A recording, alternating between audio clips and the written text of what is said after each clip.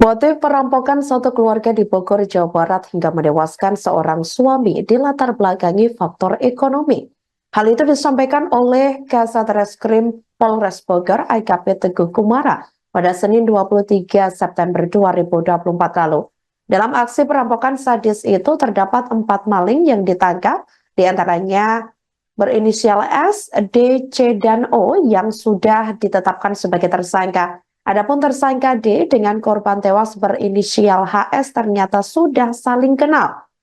Ia mengatakan kendaraan roda 4 yang di mana korban tewas ditemukan itu merupakan milik pelaku D selaku otak dari aksi kejahatan ini. Hal tersebut lantaran sebuah mobil Calya milik D digadaikan kepada HS sebesar 23 juta rupiah. Alasan kuat dibalik aksi perampokan hingga pembunuhan serta penganiayaan terhadap 3 anggota keluarga lainnya ini didasari gadai kendaraan tersebut. Teguh Kumara mengatakan korban mendesak pelaku untuk menebus kendaraan tersebut. Namun pelaku tidak mampu membayar sehingga timbullah niat jahat untuk menghabisi nyawa korban. Sebagai informasi, kejadian nahas dialami oleh satu keluarga yang tinggal di Kampung Cimayang Sari, Desa Cimayang, Kecamatan Pamijahan, Kabupaten Bogor, Jawa Barat. Keluarga tersebut diduga menjadi korban pencurian dengan kekerasan hingga mengakibatkan 1 orang tewas dan 3 orang lainnya luka-luka.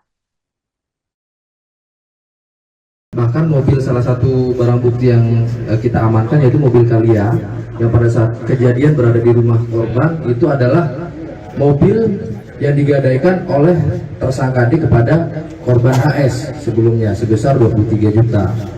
Namun karena desakan korban HS selalu menagih dan tersangka D tidak mampu untuk membayar, timbullah niat untuk melakukan kejahatan itu dengan tujuan utamanya ya untuk mengambil barang-barang berharga milik korban.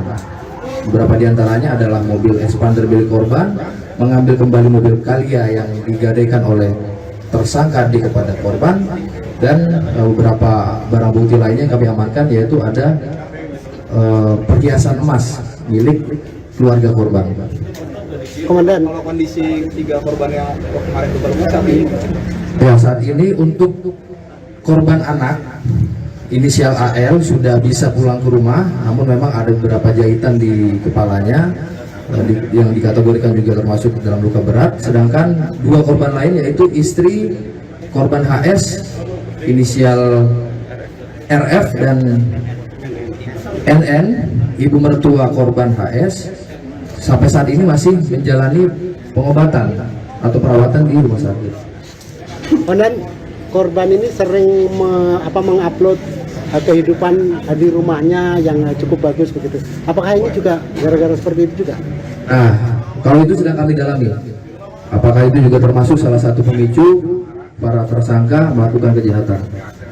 Download Tribun X sekarang, menghadirkan lokal menjadi Indonesia.